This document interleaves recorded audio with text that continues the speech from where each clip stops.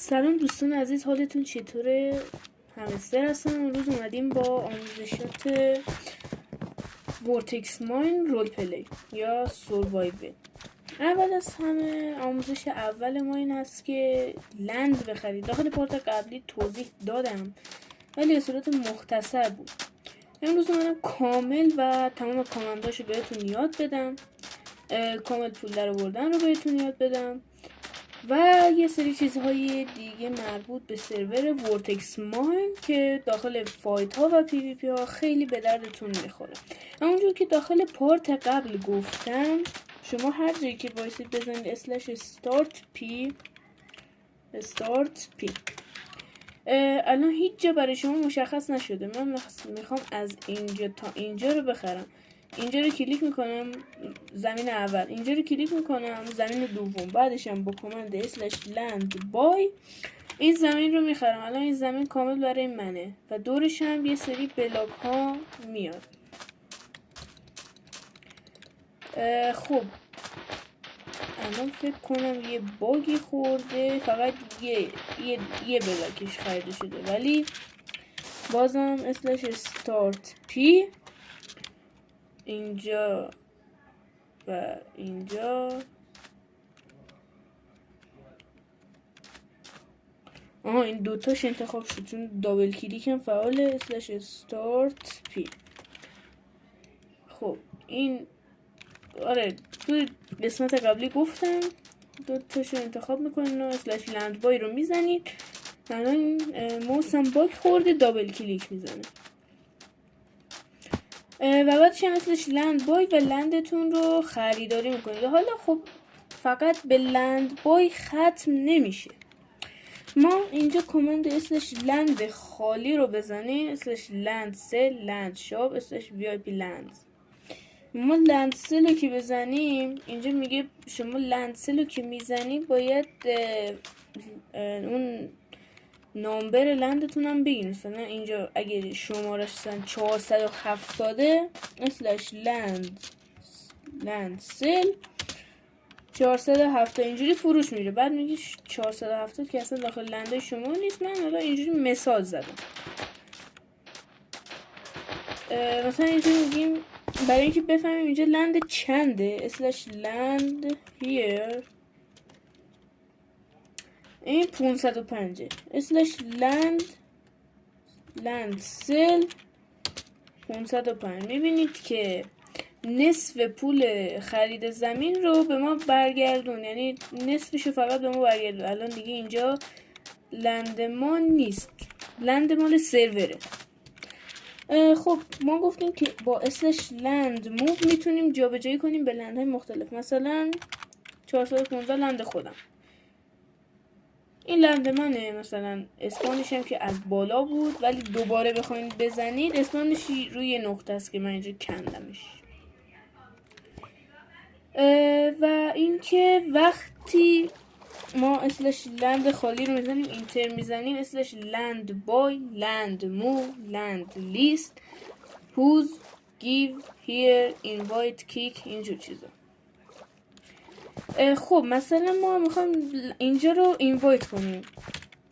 بعضی میزنیم /land invite. کدش هم درست بلد نیستم ولی خب ما تست میزنیم. اول اسم، بعدش هم شماره زمین.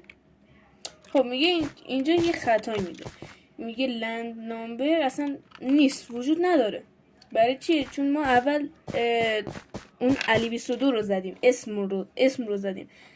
این اون اسم رو فکر میکنه که اسم لنده، شماره لنده. ولی اگه بخوایم بزنیم /land invite 415 حالا اسمی که میخواین رو بزنید اینجا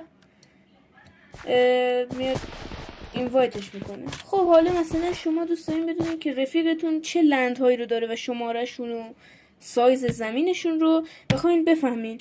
میان میزنین /land و who's، حالا اون اسم کسی که میخواین اسم لنداشون رو بفهمین اینجا 337 339 342 343 344 و تا آخر و مقدار زمینی هم که داره میتونیم بفهمیم دیگه. حالا اگر ریاضیاتتون خوب باشه میتونین حسابش کنید. خب این بخش لند تا همینجا هم باز ختم نمیشه و باز ما اسلش لند گیو داریم. با این کامند لندتون برای یک شخص دیگه میشه و من این کامند رو تست نمی کنم چون این لنده رو میخوام نگه دارم و کل آیتما من داخل این چسته. اگه چست باز بشین اینترنت کمی خرابه یا باگ خوردم. باگ خوردم. خب حالا زیاد مهم نیست. اینجا من کل آیتم ها اینجا هست و دیگه نمیخوام این آیتم ها رو از دست بدم. خب این از قسمت لند ها بود. خیلی کوتاه یک کمی تون حرف زدم ولی خب حالا امیدوارم که یاد گرفته باشین و از سرور استقبال.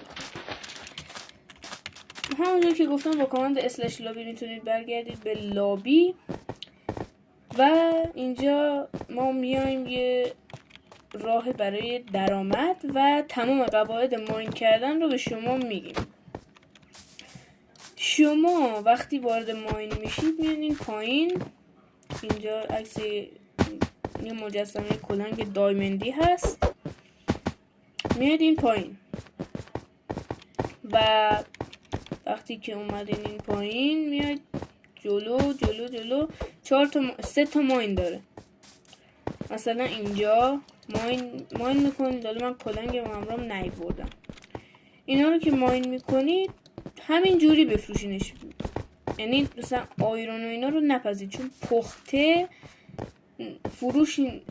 پخته سرور نمیخره مگه اینکه به پلیر رو بفروشین که اونم فکر نکنم بخرم. و قسمت چوب هم که همینجوری که هست دیگه، چوب رو میکنین و اینجا روی سل میفروشید. نکته دیگه که داره اینجا VIP ماین. اینجا میاید لول داره. من لول 1 رو خریدم، الان لول 2 باید پول بدم که من حالا دیگه نمیخوام پول برای چیزو بدم، آپگریدش نمیکنم. و اینجا میتونید با قیمت 2 میلیون کلنگتون رو بخرید، بعد هی ارتقاش بدید قوی تر بشه. بیرون ماین هم میتونید ازش استفاده کنید. و اگر هم که بخواید ندرایتی بشید یا داخل درا پارتی ها یا داخل ایونت هایی که میذارین، اون حالا شخص مورد نظر یا اونر باید ایونت بذاره. حالا ایونت ها هم خیلی خوب هستن، جوایز همش خوبه. و اینکه اگه میخواید ندرایتی بشید یه رنگ خاص بگیرید، مثلا رنگ گنگ فایر استار، کیتش فول ندر، فول اینچنت، توتم و حالا اینجور چیزا داره که من الان فعلا اگه میبینید فقط لیدر مدیا دارم و هنوز فایر استار نگرفتم به خاطر اینکه تایم چیز داره. و آره دیگه اینم بود از توضیحات قدم به قدم ماین و پول در آوردن و لند که به شما توضیح دادیم. و اینکه خیلی ممنون از اینکه تا اینجا ویدیو نگاه کردید.